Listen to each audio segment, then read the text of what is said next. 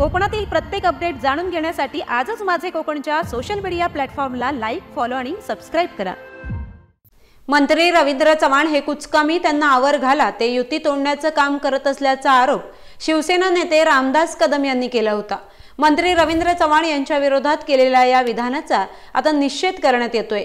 सावंतवाडी भाजप कार्यालयासमोर रामदास कदमांचा पुतळा जाळण्यात आलाय।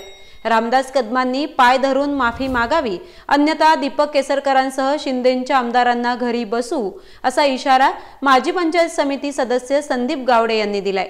तर यावेळी भाजप शहराध्यक्ष मोहिनी मडगावकर तसेच माजी नगराध्यक्ष संजू परब यांनी देखील निषेध व्यक्त करत आपल्या प्रतिक्रिया दिल्यात। यावेळी भाजपचे माजी आरोग्य सभापती सुधीर अडिवरेकर, मकरंद तोरसकर, परीक्षित मांजरेकर आदींसह भाजप पदाधिकारी कार्यकर्ते उपस्थित होते।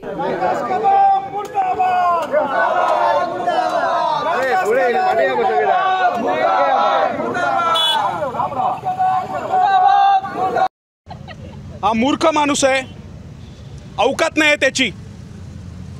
कार्यकर्ता म्हणून निक्षून सांगतो, आताही जा, पाया पड, माफी माग, मोठं मन आहे चव्हाण साहेबांचं, माफ करतील। पण जर भारतीय जनता पार्टीचा कार्यकर्ता भडकला, एक गोष्ट सांगतो, भारतीय जनता पार्टी म्हणजे नामदार रवींद्र चव्हाण साहेब, आणि त्यांच्या विरोधात बोलाल ना, शिंदे गटाचा एकही आमदार दीपक केसरकर सहित त्याला घरी बसवू। मंत्री रवींद्र चव्हाण यांच्याबद्दल रामदास कदम जे बोलले आहेत ते त्यासाठी मी आमच्या महिला मोर्चातर्फे त्यांचा निषेध करत आहे। आता आम्ही पुतळा दहन केलं आहे। याच्यापुढे जर त्यांनी माफी मागितली नाही तर आम्ही सर्व सिंधुदुर्ग जिल्ह्याच्या महिला एकत्र येऊन एक मोठा मोर्चा काढू आणि त्यांचा आम्ही निषेध करू। आम्ही त्यांचा पुतळा जाळलेला आहे, चपलाचा हार घेतलेला आहे, आमच्या भगिनींनी त्यांच्या पुतळ्याला जोडांनी मारलेलं आहे।